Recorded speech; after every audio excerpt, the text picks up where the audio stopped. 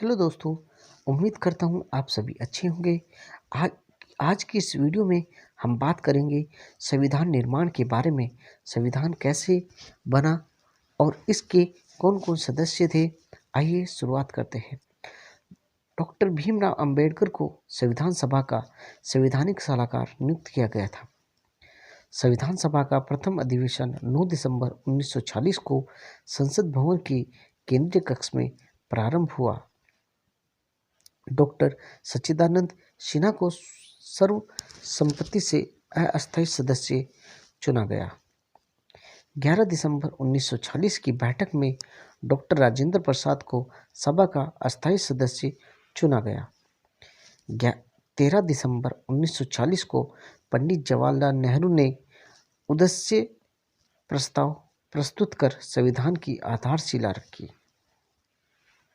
संविधान के निर्माण का कार्य करने के लिए अनेक समितियां बनाई गई, जिनमें सबसे प्रमुख डॉक्टर भीमराव अंबेडकर की अध्यक्षता में बनी 7 सदस्य वाली प्रारूप समिति थी।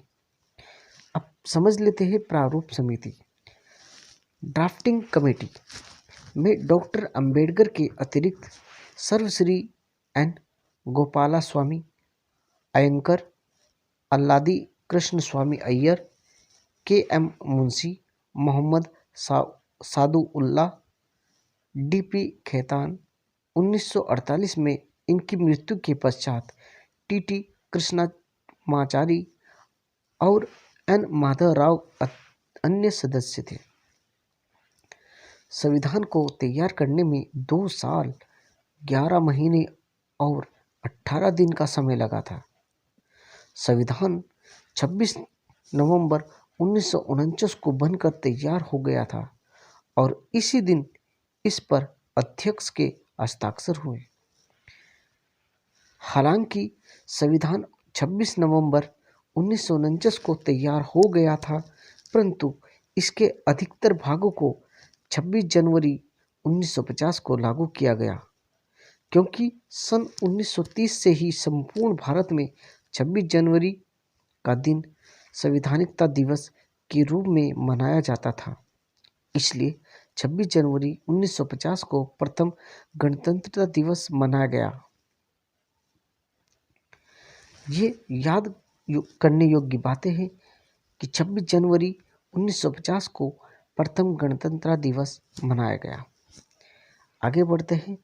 संविधान सभा की अंतिम बैठक 24 जनवरी 1950 को हुई और इसी दिन संविधान सभा द्वारा डॉक्टर राजेंद्र प्रसाद को भारत का प्रथम राष्ट्रपति चुना गया।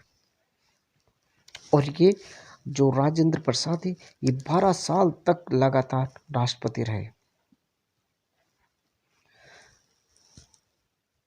नवनिर्मित संविधान में 395 अनुच्छेद, 22 भाग तथा 8 अनुसूचियां थी।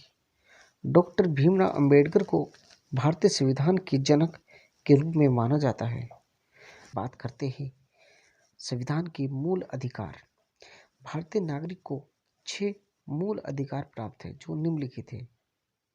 समानता का अधिकार अनुच्छेद 14 से 18, स्वतंत्रता का अधिकार अनुच्छेद 19 से 22, शोषण के विरुद्ध अधिकार अनुच्छेद 23 से 24, धार्मिक स्वतंत्रता का अधिकार अनुच्छेद 25 से 28, संस्कृति और शिक्षा संबंधी अधिकार अनुच्छेद 29 से 30, संवैधानिक उपचारों का अधिकार अनुच्छेद 32।